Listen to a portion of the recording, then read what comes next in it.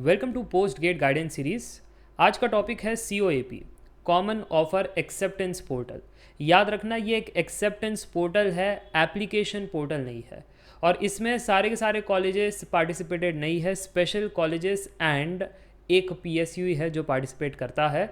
तो सभी के बारे में चर्चा करेंगे। मुझे पता है बहुत सारे स्टूडेंट्स क्वेरीज पूछ रहे थे, सर COAP के बारे में बताइए, कैसे अप्लाई करना है, रिटेन एक्सेप्ट कैसे क्या करना है। तो देखो यार, यहाँ पर ब्रोशर है, ऑफिशियल वेबसाइट से ही मैंने ये लिया है।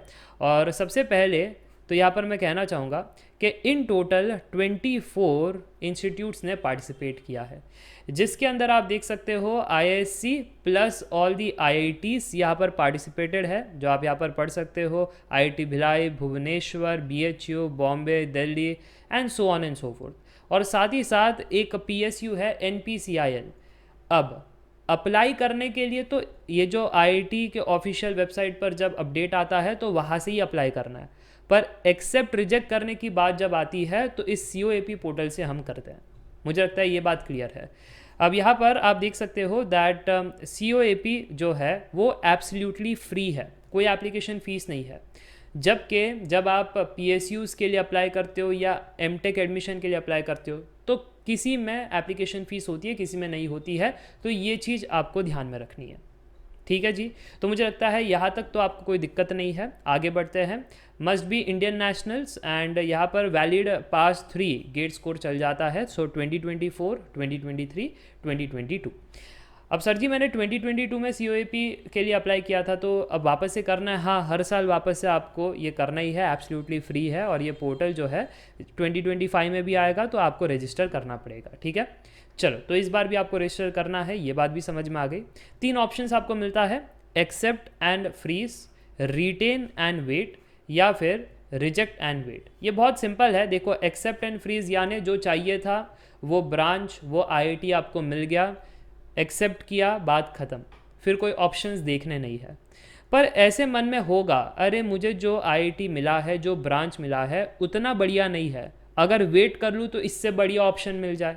अगर मन में ऐसी इच्छा है तो रिटेन एंड वेट का इस्तेमाल कर सकते हो, जिससे होगा क्या, जो करंट ऑफर आया है उसको आप पार्शली एक्सेप्ट करते हो, क्योंकि मन में इच्छा है कि इससे बेटर ऑप्शन मिल सकता है, तो आप नेक्स्ट राउंड के लिए वेट करते हो। और जैसे ही नेक्स्ट राउंड में बढ़िया आ गया, फिर आप एक्सेप्ट एंड फ्रीज करके खेल ख़त्म कर सकते हो, ठीक है। बट अगर तभी भी ऐसा लगता है कि नहीं यार, ये जो सेकंड वाला है पहले से तो बेटर है, बट फुल्ली अग्रीड नहीं हो कि इसी ब्रांच में करना है, तो यार 2 बार आप ये रिटेन एंड वेट का इस्तेमाल कर सकते हो। फिर ऐसा मत करना कि और ऑप्शंस चाहिए, और ऑप्शंस, तो यार 2 से ज़्यादा बार नहीं मिलता। सो मैक्सिमम 2 टाइम्स आप पार्शली एक्सेप्ट कर सकते हो, फिर तो आपको 100% कहीं ना कहीं तो एक्सेप्टेंस डालना ही पड़ेगा, ठीक है। और फिर अगर नहीं पसंद है कोई IIT, कोई ब्रांच आपको क्लियर है, तो रिजेक्ट कीजिए और वेट कीजिए नेक्स्ट राउंड का। सर ऐसे आप राउंड कर रहे हो तो कितने राउंड हमको यहाँ पर मिलता है? तो देखो यार, इन टोटल 5 राउंड्स है, जिसके अंदर ये 3 ऑप्शंस एक्टिव रहते हैं। और यहाँ पर May 13 से ये राउंड्स स्टार्ट हो जाएंगे। जैसे आप देख सकते हो टाइम विंडो यहाँ पर दिया गया है डिसीजन मेकिंग का।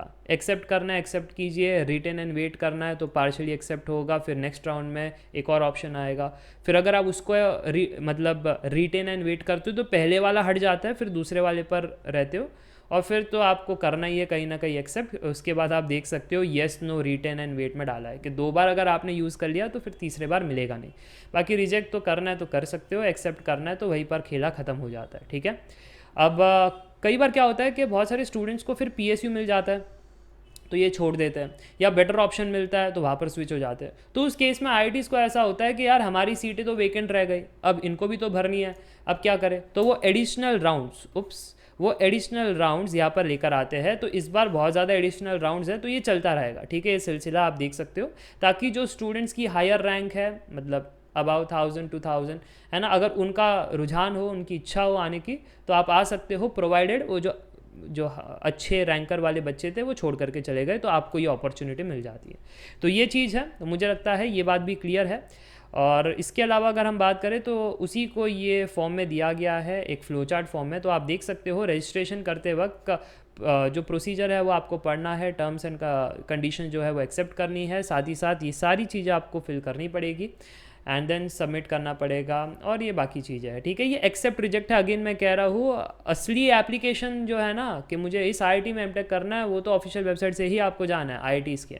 यहाँ पर आपको पोर्टल मिलेगा एक्सेप्ट रिजेक्ट, इतने सारे मैंने अप्लाई किया है तो एक होता है ना व्हाट्सएप पर आ जाता है, वैसे एक पोर्टल पर आ जाएगा एक्सेप्ट रिजेक्ट का।